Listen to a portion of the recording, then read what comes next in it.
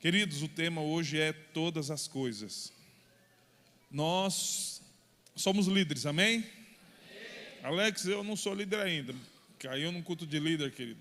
Então, se prepare para ser preparado. Você está num culto que nós estamos sendo forjados, a nossa liderança é forjada, é aperfeiçoada todos os dias. Cada momento, não apenas aqui, mas também aqui. Amém?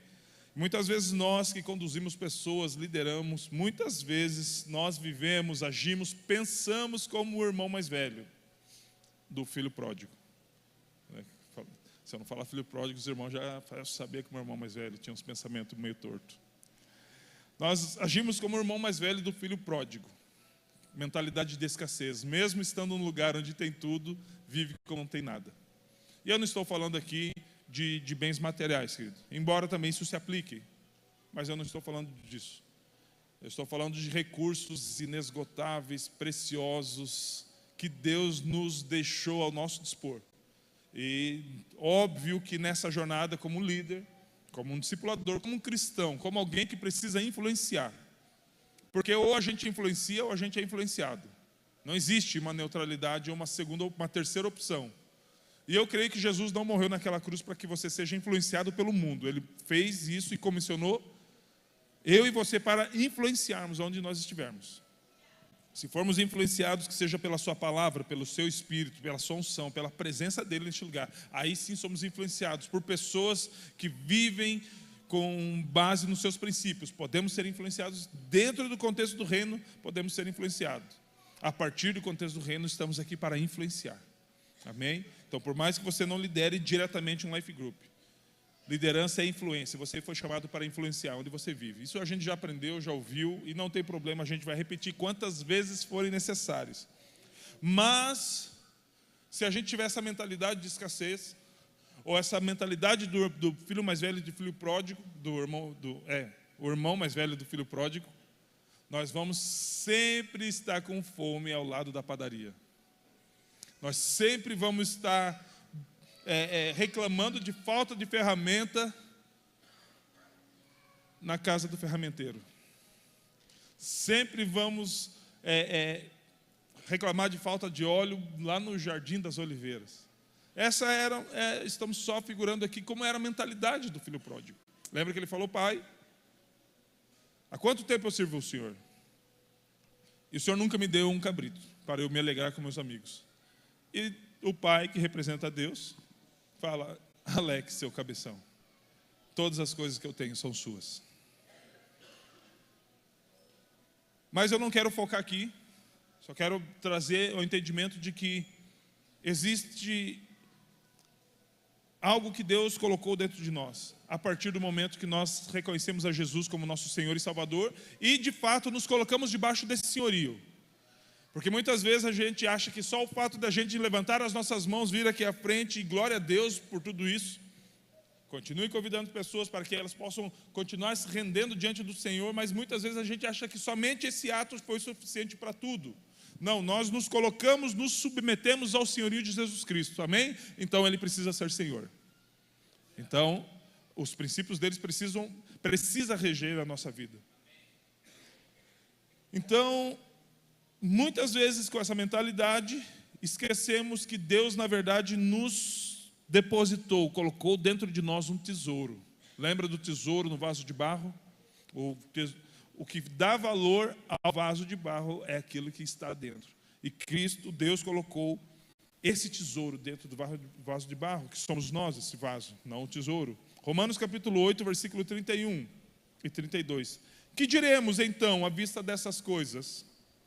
Se Deus é por nós, quem será contra nós? Aquele que não poupou o seu filho, o seu próprio filho, e inserção minha, o seu único filho, mas por todos nós o entregou, será que não nos dará graciosamente, ou de graça, com ele, ou seja, Cristo, todas as coisas? Ele não poupou o seu próprio filho, o seu único filho, como nós vamos imaginar que Ele não nos vai dar juntamente com Cristo todas as coisas? E sabe por que Deus pode, quer e vai dar juntamente com Cristo todas as coisas? Porque nenhuma dessas todas as coisas, ainda que somadas, possam exceder o valor que o próprio Filho tem. Então, se Ele deu aquilo que lhe custava mais, aquilo que era o melhor, aquilo que representava o melhor dele, por que Ele negaria qualquer outra coisa? O próprio Cristo fala: vocês, sendo maus, sabem dar boas dádivas aos seus filhos, quanto mais o Pai Celestial, o Deus que está nos céus, não vos dará o Espírito Santo, ou não dará o Espírito Santo a todo aquele que lhe pedir. Então, Ele pode, sendo um Pai zeloso e bondoso, nos dar muito mais daquilo que nós pedimos ou pensamos. Porém, vai estar atrelado segundo o poder que opera em nós. Tudo que nós precisamos para liderar numa dimensão sobrenatural já está dentro de nós. Vou repetir. Tudo que nós precisamos para liderar, para operar numa dimensão sobrenatural, uma dimensão mais intensa, mais poderosa do que nós vivemos hoje. Tudo que nós precisamos já está dentro de nós. Já está dentro de você, já foi implantada em você juntamente com Cristo. Porque se Ele nos entregou, nos deu Cristo, se o maior prêmio da salvação é o próprio Cristo, então a natureza dele, que é concernente aos atributos de Deus, vem junto com Ele. É igual a música que a gente canta, faz tempo que a gente não canta. Deixa o reino vir, deixa o reino vir, pois quando o reino vem, o rei vem também. Então, quando a gente ora, Senhor, venha a nós o vosso reino, o rei também vem, porque o rei reina onde o seu reino está estabelecido. Então, quando nós permitimos que o reino de Deus esteja estabelecido na nossa vida, então o rei habita, com todo o seu poder, com toda a sua majestade, com toda a sua glória. Então, queridos, nós não fomos chamados para liderar a partir de uma dimensão natural. Deus nos chamou, está nos despertando para liderar, para influenciar a partir de uma dimensão sobrenatural. Um casal, acho que até dei já esse testemunho, de um casal que procura essa semana. Até falei, precisamos gravar o testemunho de vocês, de algo sobrenatural que aconteceu, da cura de um câncer. Até pedi para eles, vão lá, documentem isso, façam os exames finais, não por dúvida, mas é por comprovação, para que as pessoas saibam que o Senhor continua sendo poderoso. Aleluia! Na verdade, o poder, ele nunca foi, não é e jamais será dissociado, separado de Deus. Ele é poderoso. É concernente ao ser, não do estar. Ele não estava poderoso há 2000 anos atrás e agora ele ficou cansado e ficou um pouco menos poderoso. Não, Ele é. E se Ele é estabelecido ontem, hoje, eternamente, Ele é o mesmo, Ele é o poderoso. Então nós precisamos saber e entender que podemos liderar sim a partir de uma dimensão sobrenatural, porque tudo que nós precisamos já está dentro de nós. Tudo que muitas vezes nós ficamos, tem muitas coisas que nós ficamos pedindo, buscando em Deus, quando Ele falou, ei, mas você está me pedindo um cabrito para se alegrar com seus amigos? Tudo é seu. A Bíblia fala que nós somos herdeiros de Deus e cordeiros com Cristo. Então por que a gente não vive isso? Por que nós não influenciamos nessa dimensão sobrenatural? Sendo que é para isso que Jesus nos chamou. Quando a gente conhece muito o comissionamento de Mateus 28, 18 e 19. Mas a gente lê pouco, muitas vezes lê pouco, não ficou legal. Mas às vezes a gente não lê tanto Marcos 16, 15. Ide por todo mundo, pregar o evangelho a toda criatura. Aquele que crê e for batizado será salvo. O que não crê será condenado. E estes sinais seguirão os que crerem. Em meu nome expulsarão o demônio, falarão novas línguas, pegarão serpentes, se beber alguma coisa mortífera, não lhe fará dano algum. E imporão as mãos sobre os enfermos e os curarão. Ou seja, Jesus comissionou seus discípulos para agir numa dimensão sobrenatural. Jesus chamou-nos para sermos líderes operando numa dimensão sobrenatural. Ainda que a gente permaneça aqui. Ainda que a gente permaneça aqui. Como que a gente vai fazer isso? Se o sobrenatural é na eternidade, é nos céus, como que fazemos isso? Clamando que os céus venham para a terra. atraindo os céus para a terra. Por isso que ele começa nos ensinando a oração do Pai Nosso que estás no céu, santificado seja o vosso nome, venha a nós o vosso reino. Faz uma extensão aqui, Senhor, faz uma extensão nessa cidade, faz uma extensão dessa igreja, faz uma extensão na minha vida do seu reino, da forma que ele é operado aí nos céus. Assim como o Life Group é uma extensão da igreja local, que a nossa vida seja uma extensão dos céus. Ainda que estejamos aqui, caminhando aqui, tendo um CPF, sendo reconhecidos como cidadãos daqui também, porém, somos os cidadãos dos céus. Então, assim como nós temos direitos e deveres aqui, como cidadãos dessa terra, se somos também cidadãos dos céus, temos deveres, mas também direitos. E qual é um dos direitos? De manifestar e operar numa dimensão que Cristo estabeleceu, dizendo: esses sinais seguirão. E ninguém segue ninguém parado, amém? Já ouviu alguém seguindo? Falou, estou seguindo aquele. Como é que você está seguindo se está parado? Só podemos ser seguidos pelos sinais que Cristo disse se estivermos em movimento. Por isso que ele falou, vão, porque se vocês não forem, os sinais não têm a quem seguir. Precisamos ir para que os sinais nos sigam. Então tudo já está dentro de nós, todas as coisas que a Bíblia fala que Deus não deixaria de entregar com Cristo. Porque se ele não poupou o filho dele, por que ele economizaria nos atributos dele? Então, a primícia da plenitude de Deus é Cristo.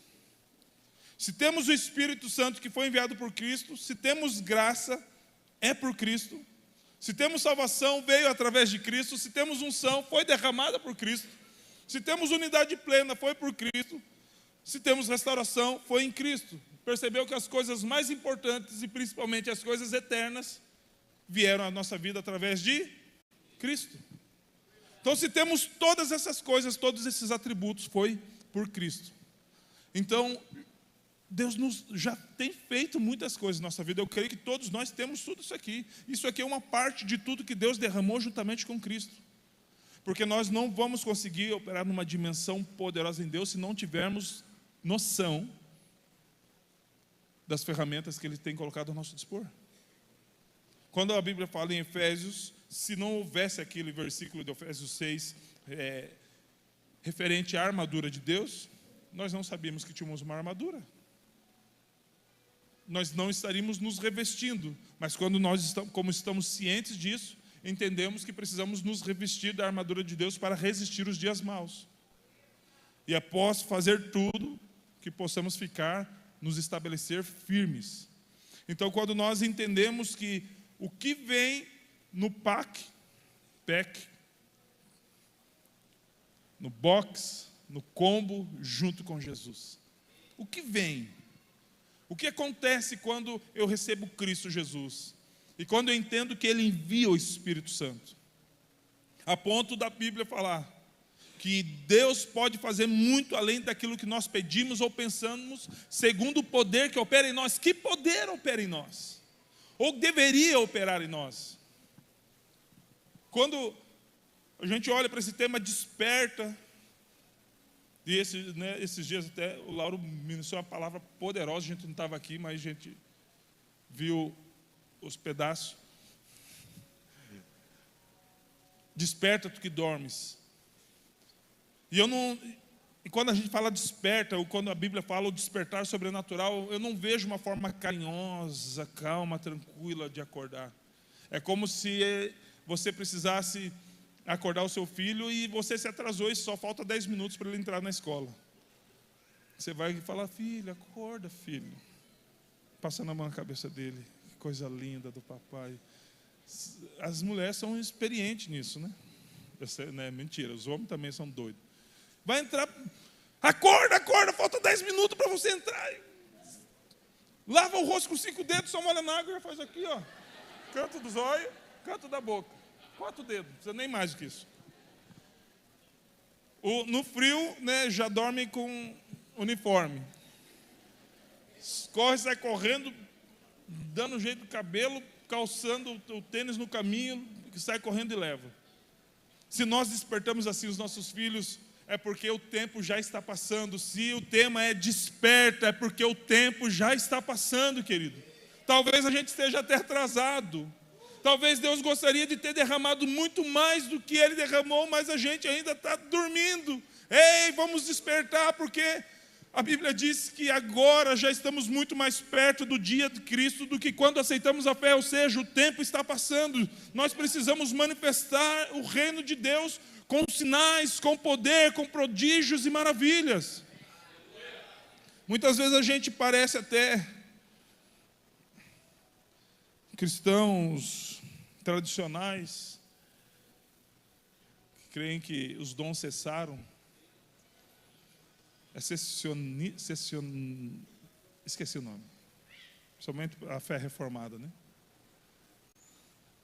Pessoal que crê que já cessou os dons, não crê muito na manifestação do Espírito Santo, não crê muito no poder, no agir do Espírito Santo, nos dons, no fluir em línguas, nas curas, na manifestação. Ei, nós cremos em tudo isso, querido. Nossa regra de fé e conduta é baseada numa teologia arminiana a respeito dos dons, a respeito de manifestar os dons. É para o nosso tempo, é para nós, e Cristo deseja que a gente se mova através dos dons espirituais. Por quê? Porque Cristo em nós, esperança da glória de Deus. Se Cristo em nós, a esperança da glória, não tem nada terreno na parte de Cristo, só nós. Mas Cristo e a glória de Deus são coisas sobrenaturais. Então, se Ele está em nós, alguma coisa sobrenatural precisa acontecer. Obrigado. Eu estava esperando esfriar.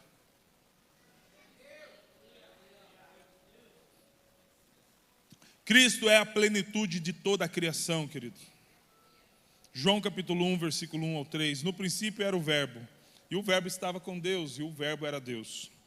Ele estava no princípio com Deus. Todas as coisas, todas. No inglês é todas também, no grego é todas. As coisas foram feitas por Ele, e sem Ele nada do que foi feito se fez. Então, Cristo, Ele é o Criador de todas as coisas. Eu acho que eu falei, não sei se eu falei no café com o pastor, no café com Deus Pai. Todas as coisas foram criadas por Ele, pelo poder da sua palavra. Satanás não cria nada, querido. Ele cria coisa na nossa cabeça, se a gente ficar deixando, mas ele não tem poder criativo. Ele fica usurpando as coisas de Deus, e a gente às vezes fica achando que a gente não pode usar porque o Satanás usou. Se lasque Satanás, o arco-íris foi quem fez, foi Deus. É o sinal da nossa aliança, querido. E a gente acha que não vou usar, vão pensar o que de mim? Que você tem uma aliança com o Eterno, porque é um sinal nosso. Foi Deus quem estabeleceu. Mas se eu colocar na minha bio, vão pensar o que de mim? Use para evangelizar, querido. A gente fica com medinho de fazer as coisas. Os sinais seguirão aos que crerem. Então a gente precisa ter ousadia em se levantar e ir. E Deus vai se encarregar do resto, porque foi Ele quem comissionou. Então, se Deus nos entregou Cristo, que sem Cristo nada que foi feito se fez, então todas as coisas já estão dentro de nós. Se Ele tem um poder criativo, então todas as coisas concernentes a esse Cristo, que tem esse poder de criar todas as coisas, nos deu a possibilidade de acessar todas essas coisas. E nós não podemos ficar batendo cabeça, porque nós estamos com o sofrimento de multiplicar uma célula. E eu não estou falando isso no contexto ou com a pretensão de falar que você está errando. Não, queridos.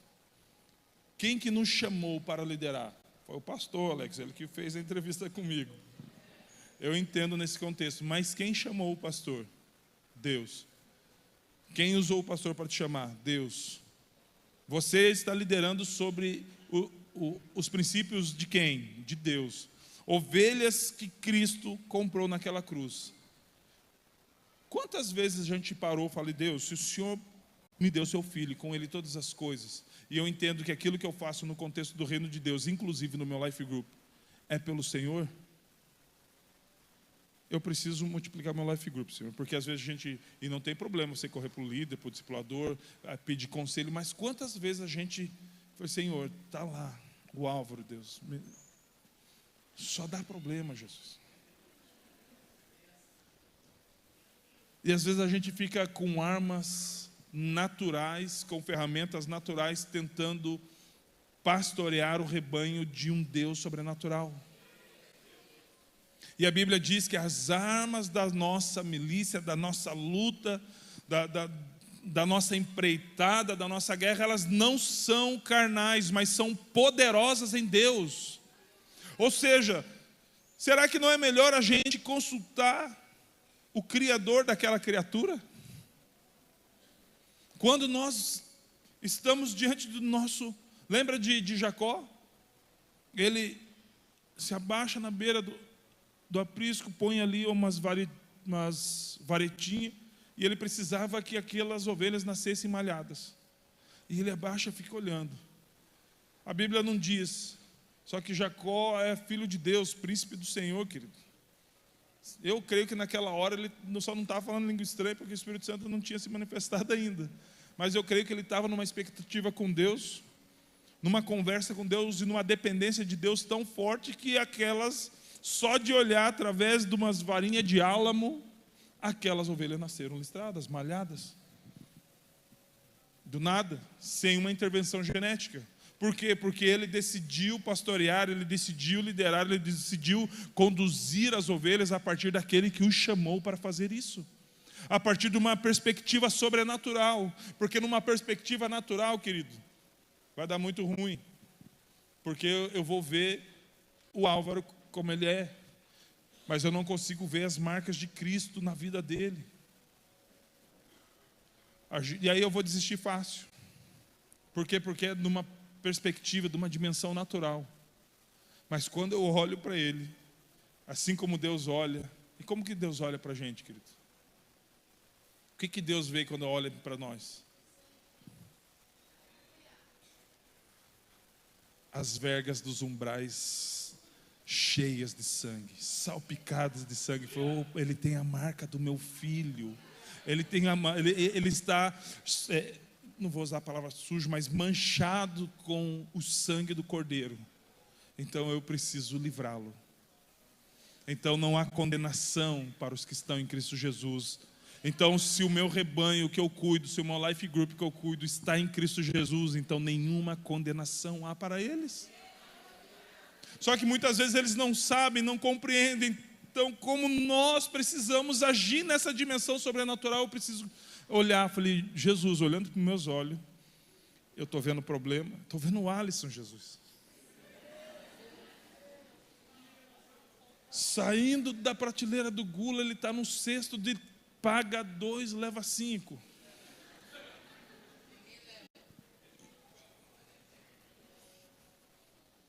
Eu estou vendo algumas coisas que... Só que daí eu mudo de ótica. Eu vou para uma dimensão sobrenatural.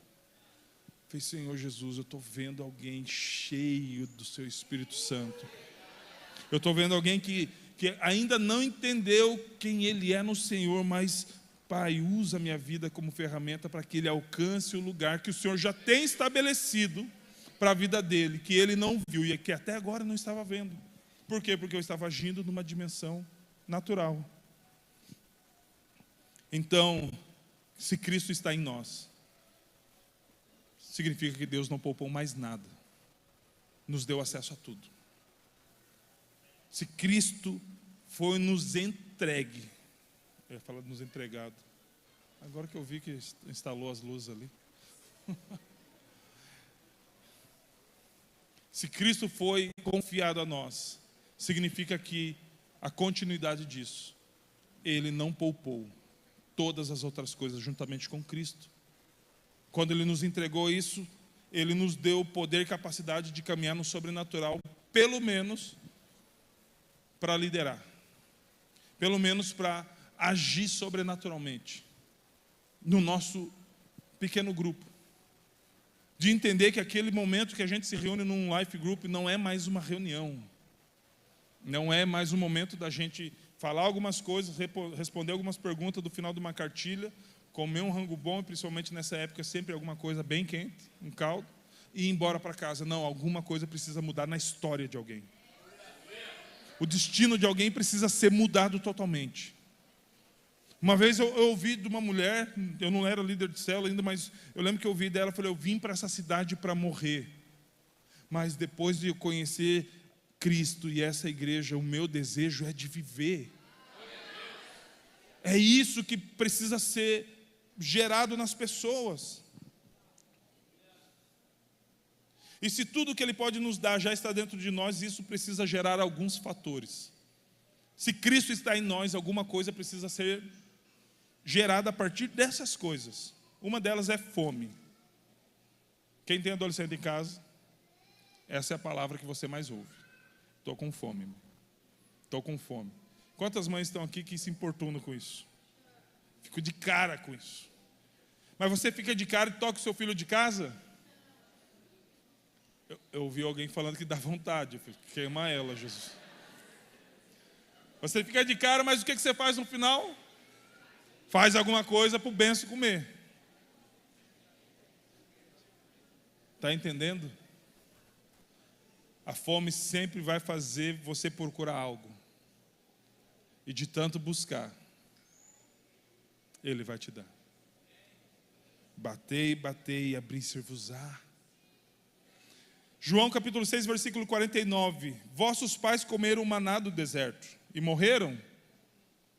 Versículo 50. Esse é o pão que desce do céu, para que o que dele comer não morra. Versículo 51. Eu sou o pão vivo que desceu do céu. Se alguém comer desse pão, viverá para sempre. O pão que eu der é a minha carne, que eu darei pela vida do mundo. Jesus estava falando, óbvio, exatamente sobre a crucificação, mas ele estava falando sobre saciar algo que nenhum lugar e nem ninguém poderia saciar na humanidade. Somente Cristo. Ele estava falando, eu sou o pão vivo que desceu do céu. Um pão que não perece, que não estraga, que não morre, e ainda que morra, que permanece vivo porque ressuscita. Um pão que não se acaba. Eu sou esse pão. E aquele que comer desse pão não vai morrer. Ei, líder, se nós temos Cristo em nós, então esse algo, essas coisas, juntamente com Cristo, deve nos impulsionar ao próprio Cristo. Qual que é uma das evidências que eu tenho de que Cristo está em mim? Fome por Cristo. Tenho Cristo, por ter Cristo, gera-se uma fome em mim, e essa fome vai fazer com que eu queira mais Cristo. A fome comum, a fome natural é, tenho fome, como, às vezes até demais, e o que a gente faz? Eu não aguento ver mais na frente. Em Cristo é diferente, totalmente contrário. Quanto mais fome dá, mais acesso tem, mais a gente pode comer desse pão vivo. E quanto mais a gente come desse pão vivo, mais fome nós temos. A matemática do reino de Deus é bem diferente. Como que eu sei que eu tenho Cristo? Quando a minha fome me impulsiona ao próprio Cristo. Tenho Cristo, mas eu não quero Cristo, então eu não tenho Cristo. Tenho Cristo, mas isso não gera em mim um desejo de estar perto de Cristo, então eu sei quem Ele é, mas Ele não está dentro de mim. Eu não estou falando de você orar 3, 4, 5, 7 horas, embora isso pode ser o resultado de uma fome imensa, uma fome de adolescente. Mas de alguma forma, algum momento do seu dia, haverá um desejo de você se aproximar dele. A fome sempre vai te impulsionar para Cristo. Por quê? Porque um dos efeitos da fome é a procura. Quem nunca? Estou com fome e não sei do que é. Daí começa a bateção de porta, bateção de gaveta e abre a geladeira 572 vezes. Por quê? Porque você está procurando algo. Toda fome gera uma procura. Se eu tenho fome por Deus, precisa gerar em mim uma procura por Deus. Eu preciso me tornar um caçador de Deus. Até que eu sacie essa fome, eu não posso deixar de procurar. Então, um dos efeitos da fome é a procura por algo que o sacia. E quem sacia? Cristo. Cristo. Quando nos alimentamos do pão vivo, então, nós podemos, a partir disso, alimentar outros famintos. Os discípulos, Jesus só pôde falar aos discípulos: dai-lhes voz de comer. 15 mil pessoas. Porque eles já tinham Cristo. Porque eles já conheceram o pão vivo que desceu do céu. Porque eles já comeram desse pão, se alimentaram desse pão. Do contrário, eles seriam os primeiros a precisar comer. Porque ninguém pode partilhar daquilo que não tem. Então, quando nos alimentamos do pão vivo, então podemos alimentar as multidões famintas que estão por aí. Quando nos saciamos desse pão vivo, é que nós podemos compartilhar. Aí começa uma operação sobrenatural, que é a multiplicação dos pães para os famintos.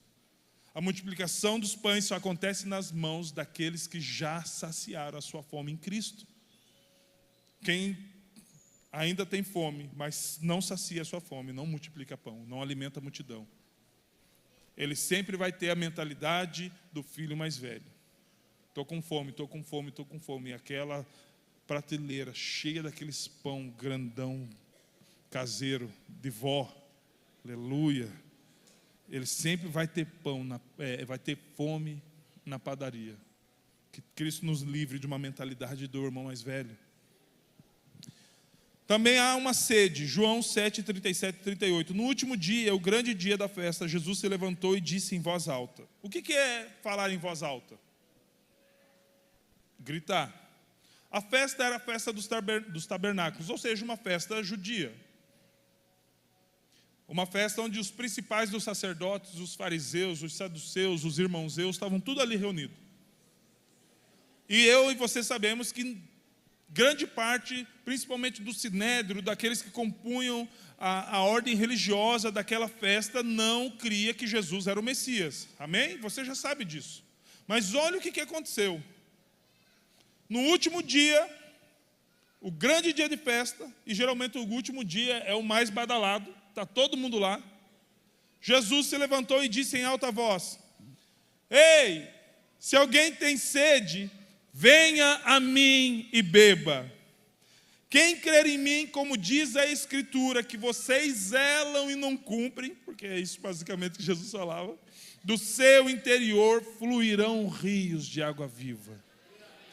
Imagine aquele sinédrio, aqueles religiosos de plantão olhando para Jesus, cerrando os dentes, porque ele estava dizendo algo de si, sempre fazendo uma alusão profética ao Messias, mesmo eles não crendo.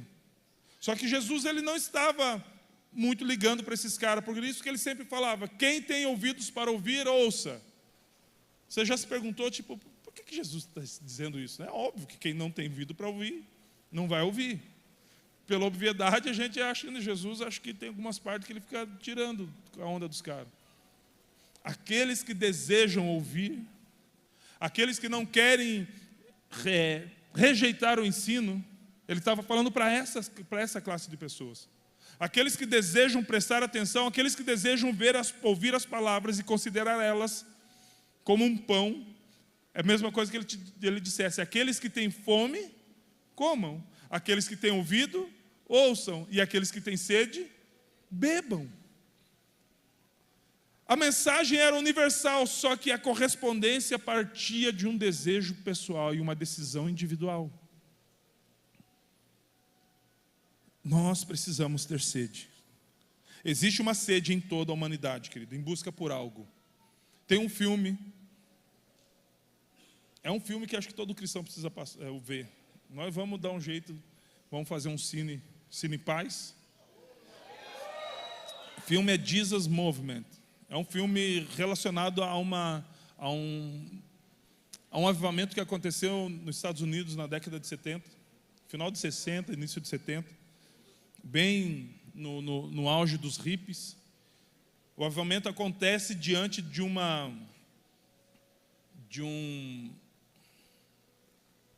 como que eu posso dizer, de um momento terrível para a igreja, onde vários jovens estavam saindo da igreja. Era como se fosse um êxodo, uma saída em massa de jovens em todos os Estados Unidos saindo da igreja, a ponto da Time, a revista mais conhecida do mundo, fazer uma capa: será que Deus está morto? Por causa dos números estratosféricos de jovens saindo da igreja.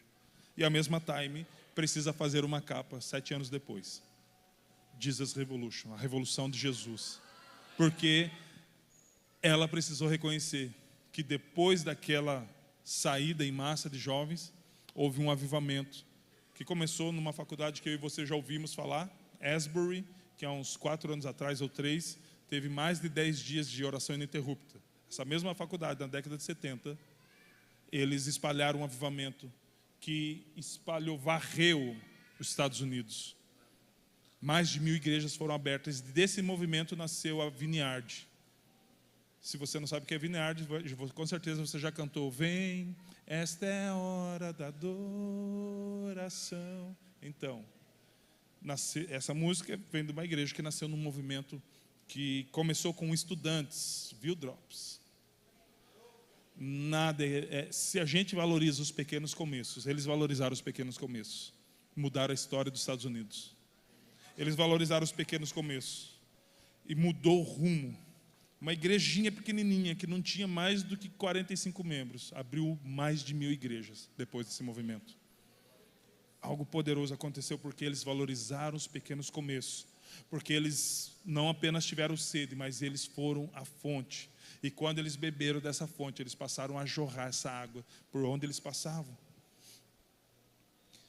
Então existe uma sede na humanidade em busca por algo. E nesse filme os caras falavam o seguinte, porque é em torno do movimento hippie, porque do mesmo momento que os jovens da igreja estavam saindo, eles estavam aderindo ao movimento hippie, que era um movimento que estava se levantando com uma força enorme, principalmente embalado ao som de Jimi Hendrix e Alanis Morissette, Janis Joplin. E aí, um missionário diz que tinha compaixão por aqueles que naquela época a igreja estava rejeitando. Em toda a história da igreja vai sempre existir um grupo que muitos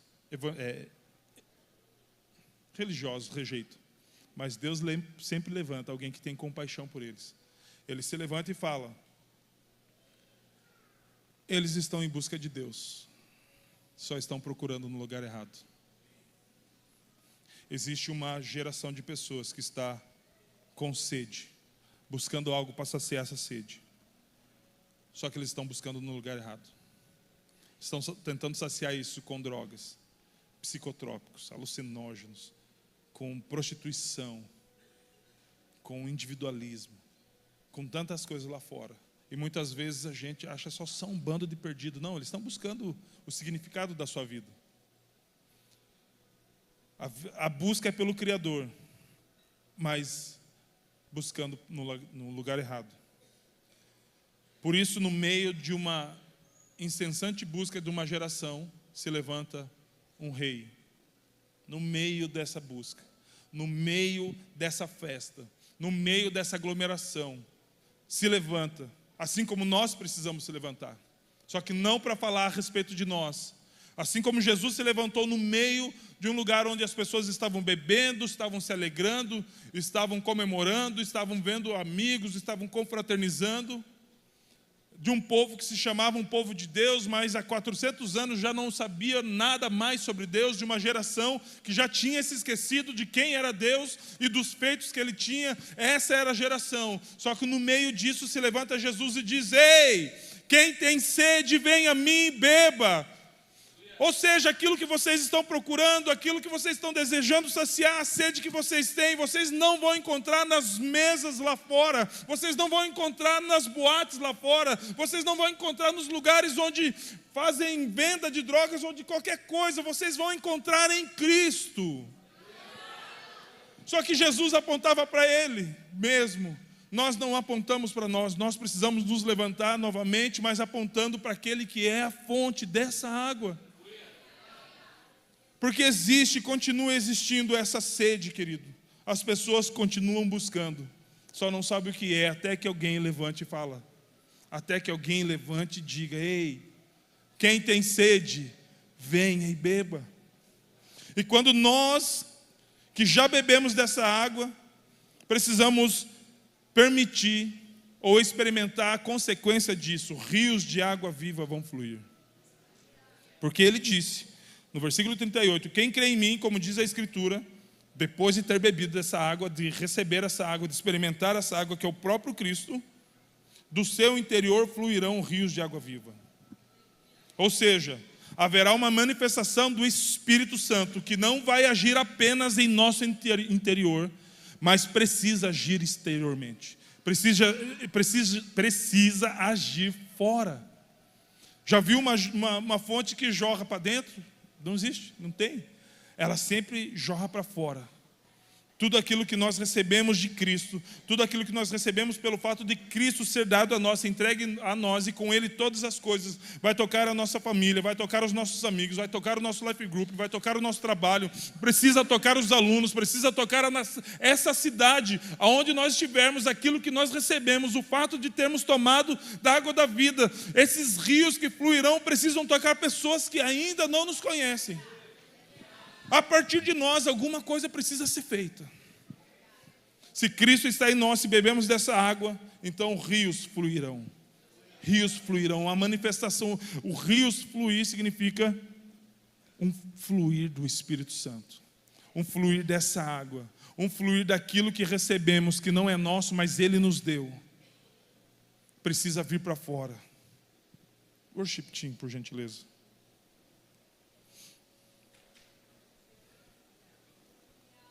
Precisa tocar, querido. Rios de água viva precisa fluir do nosso interior. Existe uma sede na humanidade. A fonte dessa água não somos nós. Mas quando nós bebemos dessa água, nós nos tornaremos uma fonte ambulante.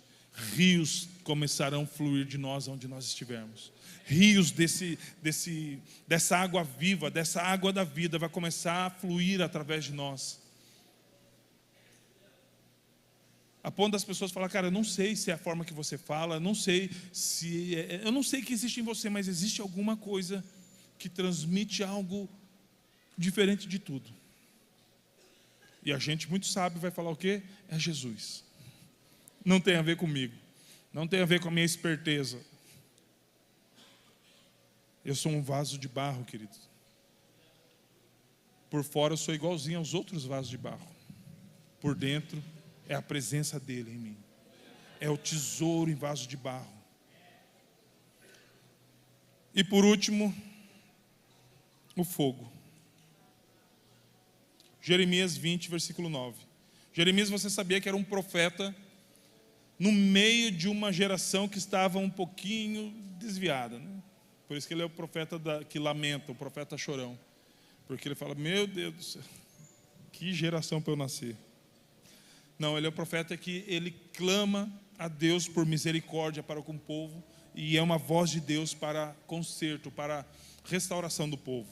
Jeremias capítulo 20, versículo 9, retrata um coração indignado da forma errada. Não indignado da forma daquela crise que, aliado ao amor de Deus, leva a fazer uma ação. Não, mas indignado de uma forma de não querer fazer mais nada. E ele escreve isso. Então eu disse, eu não farei mais menção dele, nem falarei mais em seu nome. Mas a sua palavra estava em meu coração como um fogo ardente, trancado em meus ossos. E eu fiquei cansado de tanto me conter.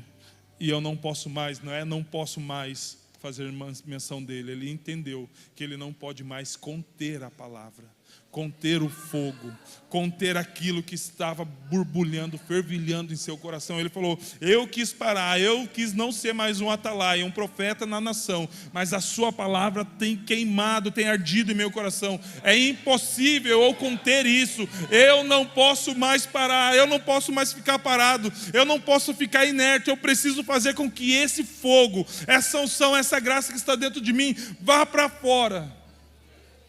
Ele estava indignado, mas na verdade ele ficou indignado com ele mesmo, porque existe um fogo dentro do nosso coração, querido.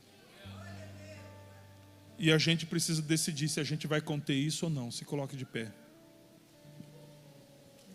A gente precisa decidir se a gente vai tentar ficar aplacando essa chama, esse fogo que arde em nosso coração. A gente vai tentar apagar isso, ou a gente vai permitir que ele flua. Lembra do caminho de Emaús, dos discípulos? Quando se ligaram que era Jesus e Jesus foi embora, o que eles falaram? Por acaso não ardia, não queimava o nosso coração quando ele discorria acerca das Escrituras pelo caminho? Ei, o fato de Cristo estar em nós, de nós conhecermos Ele através da sua palavra, precisa fazer com que haja um fogo em nosso coração, um fogo em nosso peito, uma paixão efervescente que nos aproxima dEle, e que nos aproximando dEle vai fazer com que a gente obedeça aquilo que Ele pediu, na verdade que Ele mandou. E quando o fogo do Espírito Santo arde dentro de nós, isso nos impulsiona a manifestar a Cristo, mas também nos purifica, porque essa é a característica do fogo, purificação. Purificação. E é muito legal ver o worship team falando, cara, o que nós vamos cantar? É isso aí mesmo. Uma fome, uma sede. Se de fato temos Cristo, então temos um altar dentro de nós, querido. Tem um altar dentro de nós. Só que continuarão vindo as contaminações, as situações, os desejos impuros. Como eu faço para eles parar? Eles vêm. Os desejos impuros continuam vindo. As contaminações do mundo, Satanás continua tentando sujar a nossa vida com isso. As armadilhas continuam vindo. As coisas aleatórias, tudo aquilo que não foi que Deus colocou, continua vindo. Só que quando o fogo é ateado sobre esse altar, querido, tudo queima. Tudo dissipa, tudo é reduzido a pó. Tudo perde a sua eficácia. Somente quando existe um fogo aceso no nosso coração, que os dedos de Satanás imundos não vão tocar a nossa vida. Uma vez perguntaram a Reinhard Bonk, o que eu faço para conseguir vencer os pecados? Ele falou, ateie fogo sobre a sua vida. Ninguém ousa tocar no altar em chamas. Ninguém ousa tocar no altar em chamas. Alex, como é que eu faço para vencer a pornografia, a masturbação? Como é que eu faço para vencer os pensamentos impuros? O desejo de ficar parando toda hora, desistir de Cristo toda hora. Ateie fogo nesse altar. E Satanás não vai colocar os dedos imundos nesse altar, porque ele está incendiado. Alex, como que eu faço para dissipar os pensamentos impuros? As ideias loucas que vêm sobre minha vida. Ateie fogo no seu coração, querido. Se coloque em chamas. Se coloque em chamas, porque esse Cristo está dentro de você. E todas as coisas juntamente com Ele vieram. Então isso precisa gerar uma chama, uma faísca nesse coração. E quando essa faísca é gerada, o altar se torna em chamas. A ponto de que não significa que Satanás não vai continuar te tentando. Ele vai tentar apagar esse fogo. Só que ele é inextinguível. Porque vem de um Deus que habita num lugar imarcessível. De um lugar que a sua luz não perde a intensidade. Que o seu fogo não perde o calor. Porque se for fogo estranho ou fogo produzido pela gente mesmo, logo apaga. Fogo estranho logo apaga. O que é fogo estranho? Aquilo que eu produzo com a minha mão, com a minha pseudo-sabedoria, com os meus artifícios e as minhas artimanhas naturais. Sempre mocado atrás de alguma coisa que eu estou tentando esconder. Mas quando eu permito que até a capa seja queimada por esse fogo, não tem mais onde esconder. Aí é falar, Deus, ou é o Senhor ou é o Senhor. Eu não tenho outra saída, Senhor Deus. Eu tenho sede de Ti.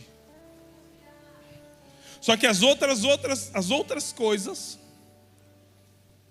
se queimou as preocupações vãs, queimou pornografia, queimou pensamento impuro, queimou masturbação, queimou adultério, queimou todas essas coisas. Mas existem algumas outras coisas que ficam, que são aquelas que nós alcançamos em Cristo. Aquilo que nós construímos em Deus, aquilo que Deus depositou em nós. Quando vem o fogo, essas coisas são refinadas. Quando vem o fogo, essas coisas elas começam a refletir a imagem de Deus. Porque é dessa forma que um ourives percebe que um ouro está purificado pelo fogo. Porque ele ateia fogo no ouro. A impureza sobe. O ouro fica fosco. ele passa a lâmina e tira a impureza. A teia mais fogo, o ouro fica fosco porque tem impureza, ele passa a lâmina no ouro. Ele ateia mais fogo, não sobe mais impureza nenhuma.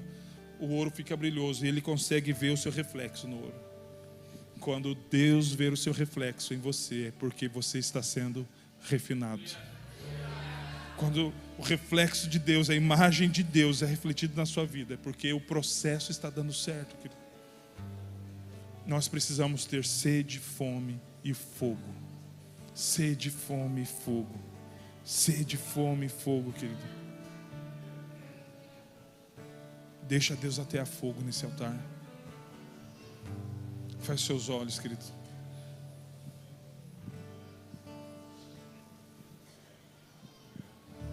Eu tenho fome, eu tenho sede de ti.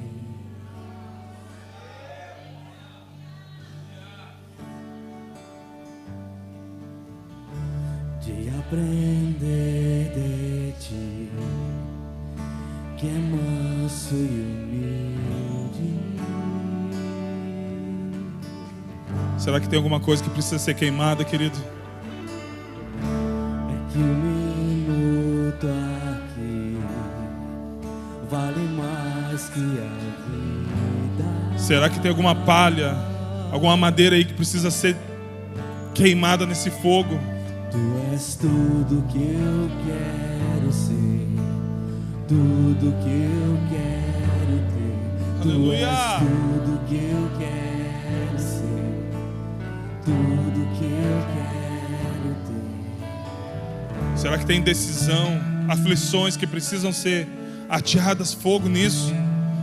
Incertezas, dúvidas. Ei, ateia fogo nisso, querido. Deixa queimar isso tudo. Deixa Deus refinar esse fogo, esse dom.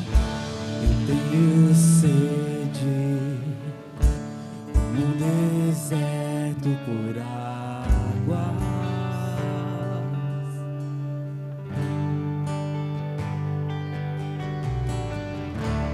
E aprender de ti, que é manso e humilde.